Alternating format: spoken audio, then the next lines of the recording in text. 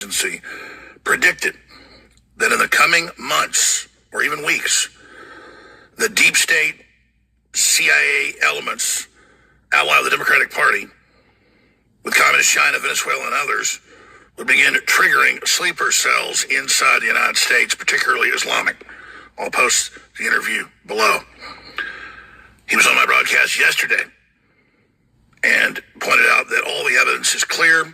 We've also had whistleblowers that have talked to Jesse Waters and others at Fox from inside the CIA, that this whole program with the seditious six and the script they were given, Brennan's the handler, former head of the CIA, from my analysis,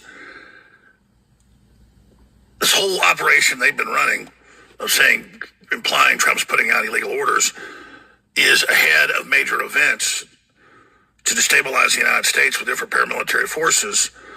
And then when Trump tries to call it the military, the corporate media would already pre-planted the idea that his orders are illegal. This is sedition. This is the prep phase for a violent coup. And I've been predicting it along with General Flynn as well. This is a very, very serious time right now. And now we know, as you see below, this has been released by CIA Director Ratcliffe. Laura Logan has posted the information, and she's got incredible intel connections. I'll just leave it at that.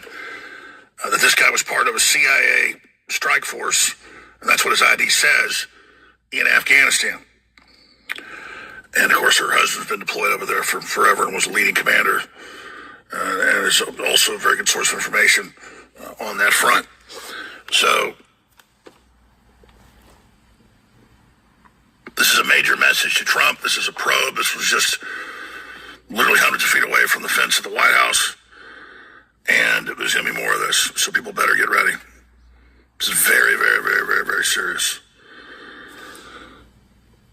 Of course, Biden brought hundreds of thousands of these people into the country, and they need to be deported. The media's trying to spin it now because the Trump administration approved one level of his asylum last year. But that's just because that's part of the larger process that Biden set up. And now those policies need to be reversed, and they need to go in and kick out all of these paramilitary Afghans, even if they, quote, work for the CIA. But this guy clearly is working for these very elements. Remember, John Brennan is a Muslim and a communist. He brags about it. People always are blown away by that. I mean, look it up. He brags about it in Arabic. And they're working with these different terror networks, and they use them as a covert army. And they're gearing up the drug cartels and others to wreak havoc in this nation. General Flynn didn't just predict that. He has sources that give him the chatter, and the information is being picked up, and I'm getting that from other law enforcement intelligence sources as well. So I'm very, very sad for the two National Guard soldiers that were shot. The governor of West Virginia came out where they were deployed from and said they were dead. And now there's conflicting reports. We'll just continue to watch this as it unfolds, but everybody needs to put their head on a swivel. And we don't need to give into this intimidation. The left wants the troops off the streets because they want the crown to be high.